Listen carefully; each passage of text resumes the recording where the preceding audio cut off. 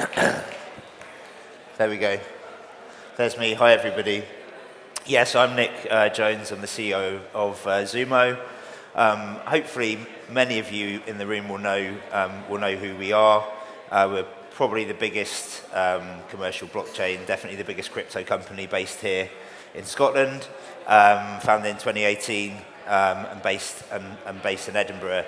And just today, I just want to share a little bit about our journey, maybe with a bit more of a practical view on it, building on what the guys on the task force have talked about, and some of my own thoughts for what they're worth about where the industry is going and what the big opportunities are here in Scotland and more broadly in the Web3 space. So yeah, it's really interesting hearing Bill's point at the end there about the kind of overall potential of blockchain and from a personal point of view, what brought me to the industry to begin with. So I have a masochistic streak in me that I've been an entrepreneur since 2006. I've had 3 successful exits, one in big data, one in online advertising, and one in mobile advertising and analytics. So all of the really evil centralized web stuff that Bill was talking about is where I kind of is where my career started, and actually that journey. From a data sovereignty and a privacy point of view is what originally got me interested and excited about blockchain.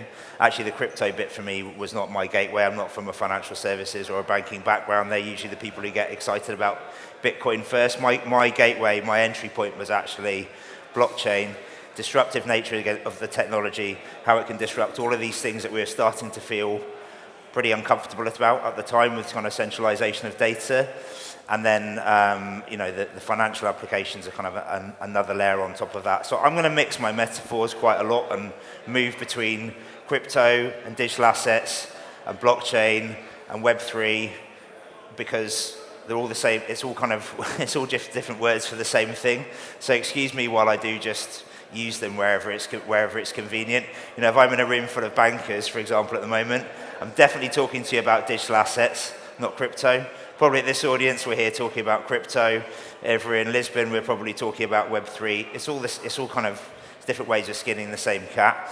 And I think we can get very, very, very weighed down in kind of jargon and technical jargon. And actually, it's about understanding the core kind of disruptive nature of decentralized technology and what it can do across all sorts of things like financial services, subsectors of financial services, lending, investment, payments, all of these things which we've been talking about for a long time, through to ID, trust, all of this other stuff. So it resonated very strongly with me what Bill was saying from kind of a personal perspective about why I've now been in a crypto digital assets company that's been through 2.5 crypto cycles, and we're still here going strong in Scotland because it's been a very, very interesting journey. So yeah, we'll talk a little bit about where we are now and where I think we are now. I'm going to reference some some really interesting data that we pulled together with a research business called Focal Data, very, very good researching bureau in London, that we did in the lead up to the UK elections, where we looked at people's attitudes towards crypto. It's obviously pretty redolent at the moment because obviously there's a ton of chat in the US around what will happen with crypto regulation depending on which of the 2 likely candidates gets in, where they're going to go, whether they build on the kind of impetus that there is with Bitcoin at the moment in the US and really drive that forward. So I guess what we'll have to do is just kind of wait and see.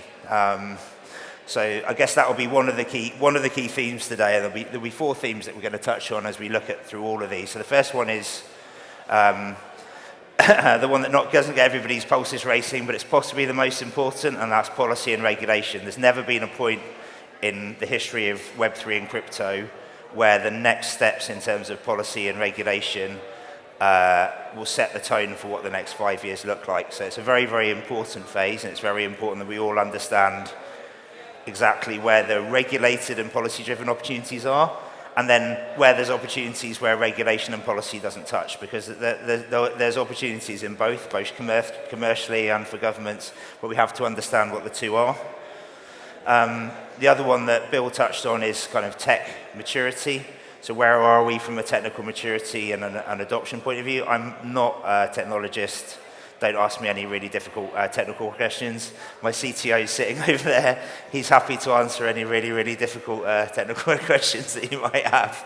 But that's the other one. And then I guess the other one is the broader context. And there's a whole load of stuff, I think, at the moment, which is informing the direction of kind of Web3 and blockchain conversation. So as I remember vaguely in about 2011-12 when Web3 was first coined, the pillars of that were big data, as it was called at the time, AI, and blockchain. Nobody really knew what blockchain was. AI was definitely still just machine learning.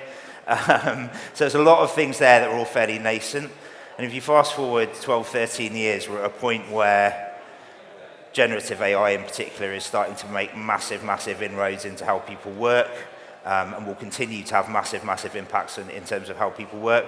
Blockchain, as we've seen over the last few years, is disrupting all sorts of areas, particularly in data, and what we're starting to see is this kind of convergence of them coming together. So that kind of the macro, and then if you want to go even bigger, what are the kind of core challenges for humanity? So first one I would broadly put under how do you stop everything from catching on fire, so the climate crisis.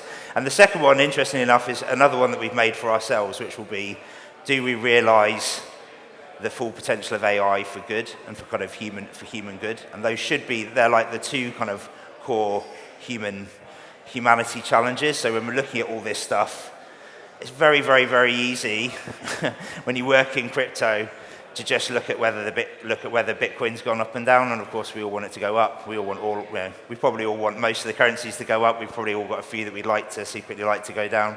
But I guess it's trying to look at it, just again take a bit more of a holistic view and look at that broader macro, what's kind of driving these trends. And I think the good news is, hesitantly, I was listening to some podcasts on the way down, and we seem to be back in everything's going to go to the moon territory with all podcasters at the moment. But I am broadly optimistic. I think there's a lot of fundamentals now which weren't in place at the start of the last cycle. They certainly weren't in place at the start of the previous cycle.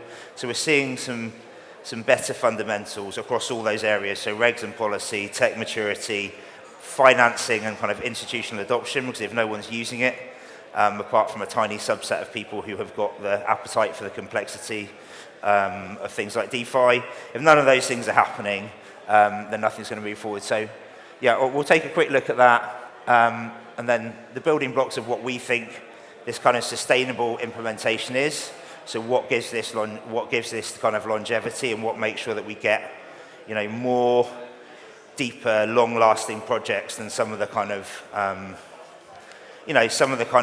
fairly irresponsible venture-backed get-rich-quick schemes that we've seen that have characterized the last two cycles, and some of the kind of bad behavior that goes with that. And then just a little bit of looking to the future. And excuse me for using notes. I'm not being very well this week, so I'm going to just refer to these as we go through. And maybe just for context, a bit about Zumo before we move on. So we started in 2018 with the aspiration to build the world's #1 on-chain wallet platform that was not allied to any individual currency. So we didn't want to be beholden to a specific chain or token. We didn't believe you could pick any winners apart from Bitcoin and ETH. We kind of put over there and said, well, they'll be our foundational ones. We're not going to pick any winners. Apart from those. And so we built a extremely secure on-chain self-custody platform, in which we went out to the market to sell to all sorts of financial institutions and banks. And I'd say we're probably, if we'd been starting the business now, our time would have been right. We're probably about 5 years early as part of that process. And in that process that we've been through, I guess the iterations that Zumo has gone through is going from a pure on-chain blockchain project to being something that looks a little bit more like a fintech company with a custodial element, with regulation as an absolute key part of what we're doing. And actually our customers now are not individuals, although our app's still live in the UK market. Our customers are bigger institutions, banks, those kind of companies that want to step into that space. So that's probably kind of that's probably kind of informed the story a little bit from a Zumo perspective. But yeah, as I mentioned, so 3 cycles since 2018. It's felt like a pretty long road back from the sort of bottom of the Celsius and then FTX debacles in our space. Certainly if you're out selling to corporates or you're trying to persuade people in government that blockchain's a great idea, or, you know, these things are quite kind of heavy millstones to bear as an industry. And of course it's always easy and tempting to say yes, but in traditional finance or in air travel or in whatever, it's just as bad. I think the problem is everything's in the eye of the beholder. But as I said, I do think things are different this time. It doesn't feel to me like a hype cycle. I think there's too many positive fundamentals coming into that place. And even if you look at the sort of fairly tortuous road back from the bottom, a couple of very, very important events, 2 very positive. Coinbase IPO, enormous news for the industry to have this massive, fully regulated, in probably the most hostile market to crypto. Yes, they have their ongoing issues with the SEC, but you have this kind of real powerhouse operating in that very, very heavy, regulated way. The second, the approval of all of the Bitcoin and now ETH ETFs in the US from the very, very biggest names in the industry, BlackRock obviously being there, and huge inflows into those funds, and massive inflows going into those funds this week. And you can debate the rights or wrong of how much Bitcoin falls into the ownership of the world's biggest financial institutions and potentially governments, so that's probably a different, it's probably a different topic for a different day. But from a kind of a macro, is it improving the environment in the space, and is it overall improving? It is. And I think probably the other one, you know, that it is more on the negative side, is the resolution of some of those issues with some of the bad actors in the spaces, and you know, some of the resolutions of some of the criminal convictions and some of the actual enforcement that's been happening from regulators. So I think the fundamentals are significantly better. What we are not seeing straight away is a big uptick in retail users, but I think we will, and we'll talk a little bit about some of this research that we did, which I think will show you so heavily why it's become kind of like a hot topic at the US election. And it was quite, you know, we kind of, you know, we had a kind of a single issue election here in the UK, where a lot of bigger, more important questions weren't really talked about as part of the election. It was it was something a bit different. But this was a question we asked: did they believe that crypto ownership, and then secondly, did users in a certain age group believe that crypto should be an important topic as part of the election? We had nearly 40% of respondents under 35 saying that crypto should have been part of the election kind of debating program, that should be policy. And I think where we are at the moment is in the UK, we still are pretty unclear about what any policy is. So, you know, absolutely fascinating that in my head, although I'd imagine if you looked at it from an actual asset worth point of view, that 35 to 54 age group would own the majority of the value of crypto assets in the UK in terms of actual adoption and who's embracing the space. And we kind of know why, right? It's about wealth creation for a generation of people who don't believe in the traditional structures, unlikely to be able to afford to buy a house, not able to save in the same way because banks are paying far less interest than they're charging. All of these kind of macro factors that we know about why people have lost a bit of faith in the system. So it is because we're seeing this, whatever it is, £5 trillion worth of wealth transfer from, you know, my generation and the one below me into the Gen Zers, you know, over the next 10 or 15 years. It's another part of this macro about why it's here to stay. It's not. I think we're past the point where there's any chance of the kind of crypto, digital assets, blockchain space going anywhere. And a lot of that has been around improvement of their fundamentals over the last few years. So all sorts of interesting ones are there. The only slightly depressing one from a Scottish perspective is that by far and away the lowest uptake in the UK amongst those young generations is in Scotland at about 18% versus 44, 45% in London. It'd be really, really interesting to dig into why that is, but I think there's obviously tons of potential if we're saying that there's all this value to be created in Scotland and massive academic potential. It'd be great to be able to address that. So yeah, I mean, this slide was created a couple of weeks ago. You could probably fill a slide every day with stuff that's happening across crypto and blockchain at the moment from an adoption perspective. And even in a couple of days, things have moved massively. But I just think overall, we're seeing significant amounts of those key things coming in. So finance, massive amounts of money coming into the space, as we mentioned, huge inflows happening into the Bitcoin and ETH ETFs last week. Massive amounts of regulatory action. So in the Middle East, in Europe with Mika coming in, so huge amounts of opportunity being driven. And I guess that's the first one. And not everybody likes talking about regulation, but there is, importantly for anyone setting up a business in the space, there is an emerging global consensus of what regulation should look like. And everybody who's in digital assets, want to stay apolitical, but one of the outputs of the US election that would benefit everybody is if there can be a sensible framework for crypto in the US, because that's when we start seeing some genuine kind of economic benefit and starting to see some real kind of, global economy improvements. But pretty much everywhere, I suppose most interestingly for us, Mika, the first part of Mika, the European regulations coming in this year, and the second part coming in at the end of the year. Still not entirely sure what the timetable is in the UK for regulations. It varies a bit depending on who you're speaking to. But there is generally a consensus around what should and shouldn't be regulated. So stable coins used as money should be regulated. Anything that's a security should be regulated.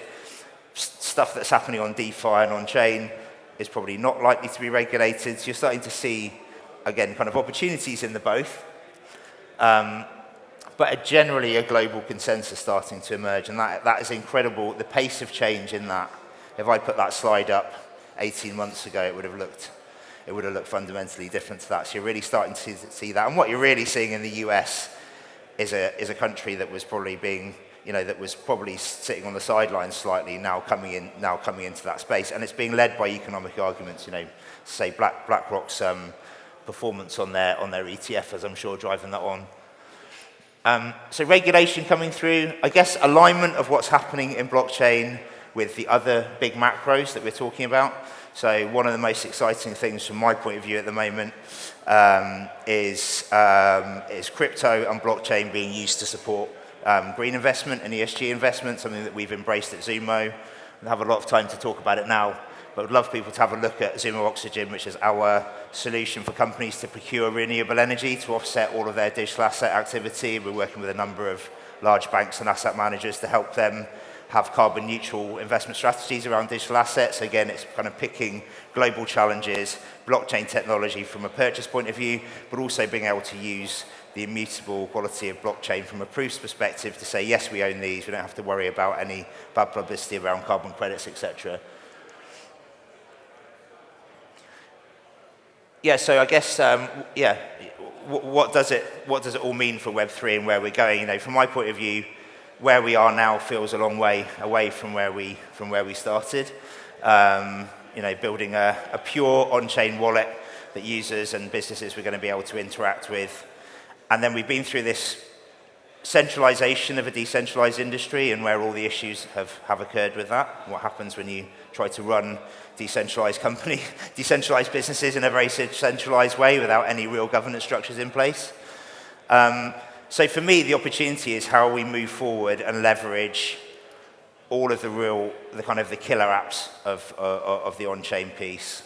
How do we really leverage those for kind of individual and institutional benefit, whether that is, Sean Kinnan from Green Age and I were talking about potential for lending earlier. I know he's going to touch that in there for both institutional and private lending, whether it's for digital ID, which I know is a huge piece here in Scotland that's being looked at. But how do we leverage the kind of the on-chain benefits while also leveraging the benefits of some of the more centralized aspects? So how do we leverage the benefits of the fact that it probably is a good idea to KYC users and understand what they're doing with the money to a point, but do we need to know everything about that person's personal footprint and keep on using it against them after that? So to me, it's this hybridization that we're seeing at the moment of really understanding and having really robust on-chain technology, really strong use cases, emerging regulation, and finally, some money flowing around the system. So let's keep everything crossed. Whatever the result of the US election in November, we get some really sensible regulation there.